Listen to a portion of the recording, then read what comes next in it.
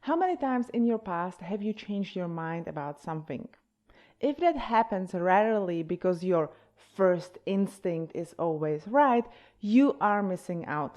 In his book Think Again, Adam Grant shows many examples, including respectable research studies, that show that it is valuable to rethink our opinions, to seek different viewpoints, and to approach this as a scientist, where the goal is not to find support for what we believe, but to actually seek out the truth. When scientists create a hypothesis, they then go and try to prove whether it is right or wrong.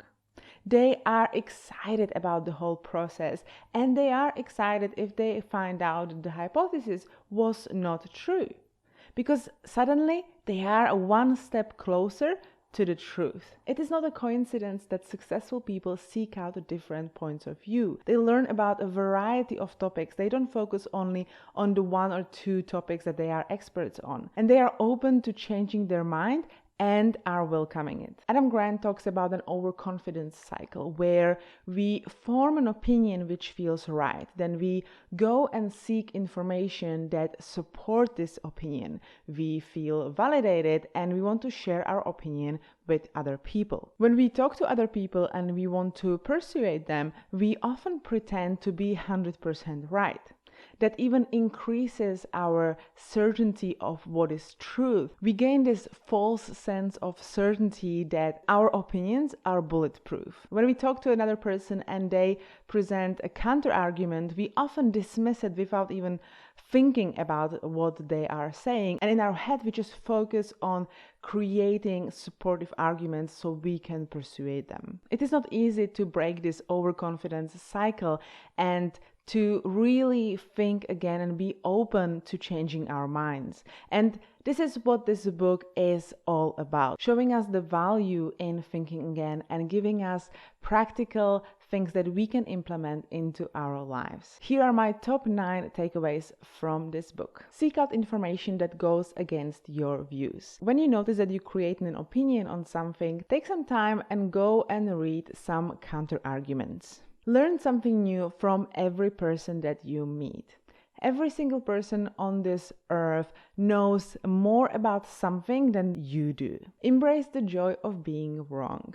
Being wrong means that you are one step closer to the truth. Build a challenge network. Have a good balance of people that surround you and motivate you. Follow proactive thinkers. Have cheerleaders as well as critics in your circle. Just avoid toxic people. Listen more than you talk. And when you talk, ask more questions than you give statements. Ask yourself, how did I create this opinion? For example, when you follow a sports team, why do you cheer on this specific sports team? And why do you feel the way you feel about other people that support different sports team? And how would that be different if you were born in a different country? Approach disagreements as a dance, not as a battle.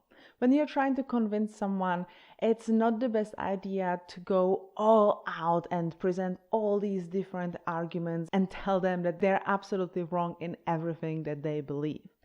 It is much better to start with acknowledging that there is some common ground, that you can agree on some parts, and then laying 1 or 2 strong arguments that support your view. That's going to get you much further. When you talk to someone, try not to think about it as 2 sides of one coin, but rather as shades of gray.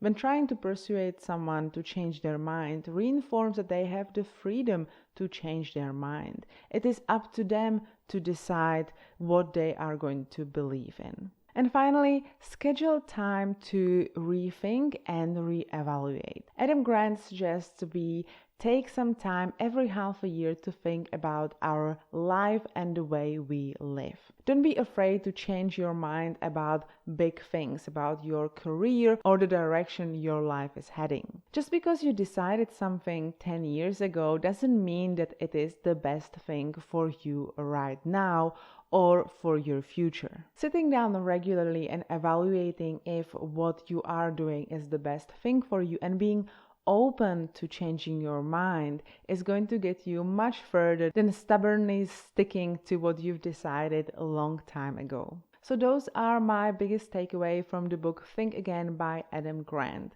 If you are intrigued, make sure you get this book. I personally read it as audiobook. It was read by Adam Grant and he did a spectacular job in both reading the book as well as writing the book. Thank you for watching. Hope you enjoyed it. If you did, make sure that you like this video and subscribe and hit the notification bell so you get notified when I post another video. Thanks. I'll see you next time. Bye.